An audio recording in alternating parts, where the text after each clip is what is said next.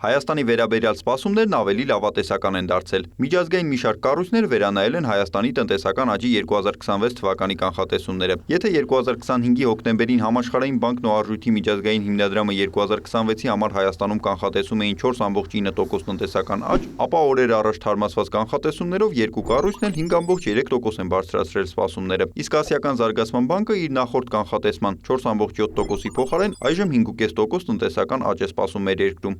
Կանխատեսումները համադրելի են մեր տնտեսության ներուժային աճին, ինչպես նաև մեր կանխատեսումներին։ Հատկապես այս ժամանակահատվածում տնտեսական աճի կանխատեսման դեպի վերև վերանայումը շատ դրական ազդակ է, որովհետև ինչպես գիտենք, հիմա աշխարհում լիքն են անորոշությունները եւ աշխարհաքաղաքական ռիսկերով պայմանավորված մի շարք երկրներում տնտեսական աճի կանխատեսումները միջազգային կառույցները վերանայել են դեպի ներքև։ Ընդհանուր եթե ցանկանայինք, շատ քիչ երկրներ կտեսնենք, որոնց մասով տնտեսական աճի կանխատեսումների դեպի վերև վերանայումներ են տեղի ունեցել։ Համաշխարհային բանկը Հարավային Կովկասի տարածաշրջանում ամենաբարձր աճը հենց մեր երկրում է կանխատեսում։ Վրաստանում սպասում են 5, իսկ Ադրբեջանում 2% տնտեսական աճ։ Արժույթի միջազգային հիմնադրամը եւ Ասիական զարգացման բանկը Հայաստանի եւ Վրաստանի համար նույնական աճի սպասում ունեն, իսկ Ադրբեջանի դեպքում 2-ից 2.2%-ի շրջանակում։ Այս դրական փոփոխությունը պայմանավորված է Հայաստանի տնտեսության մեջ բարձր պահանջարկով, նաև զբոսաշրջության ոլորտի վերականգնմամբ կարելի ասել եւ նաև որոշակի ներդրումների աճով։ Բացի դրանից Հայաստանի պարագայում նաև դեր է խաղացել օրինակ նոր տնտեսական ոլորտներում, մասնավորապես արհեստական բանականության ոլորտում պայմանավորվածության ձեռքբերումը կառավարություն մասնավոր հատված գործընկերության շրջանակում $500 միլիոն շրջանակում եւ դրա հետ կապված նաև ենթակառուցվածքային որոշակի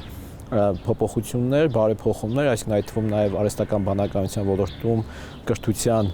ծրագրերի մեկնարկը։ Կենտրոնական Ասիայի երկրներից Ղազախստանում եւ Տաջիկստանում նախորդ տարի արձանագրված 6-ից 8% տնտեսական աճերում էական դեր է ունեցել պետական ներդրումները եւ արտաքին աշխարհից եկող հոսքերը։ Սակայն օրինակ Հայաստանի դեպքում ներքին պահանջարկն է դեր խաղացել, իսկ արտաքին գործոնների դերը չնայած վերջին տարիներին բարձրացել է, ներկայում այն կայունացել է, ընդգծում է Արշալույս Հարությունյանը։ Հավելելով, զեկույցում նաև մատնանշվում է արդյունաբերական քաղաքականության դերը։ Այս ուղղությամբ առանձնացում են երկու տիպի քաղաքականություններ՝ ուղղահայաց եւ հորիզոնական։ Ուղղահայաց քաղաքականությունը, երբ որ արդեն պետությունը ուղիղ անմիջական քաղաքականություն է մշակում միտված կոնկրետ ֆիրմայի կամ կոնկրետ ոլորտի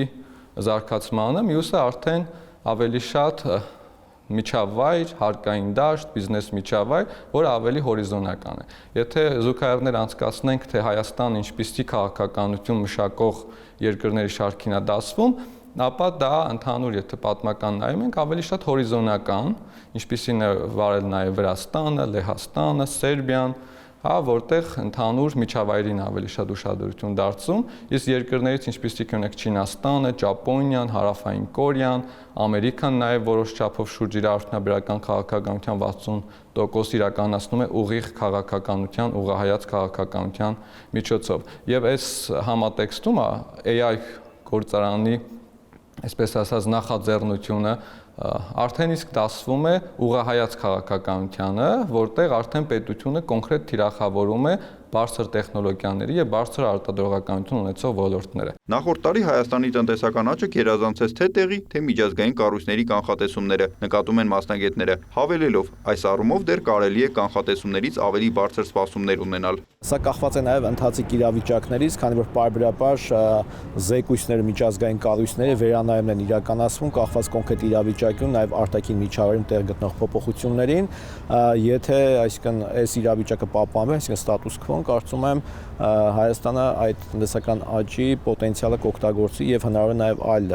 այսինքն զարգացման, որպես ներուժին նպաստող գործոնների հայտ կան, նույն ասենք զբոսաշրջության ավելցուկային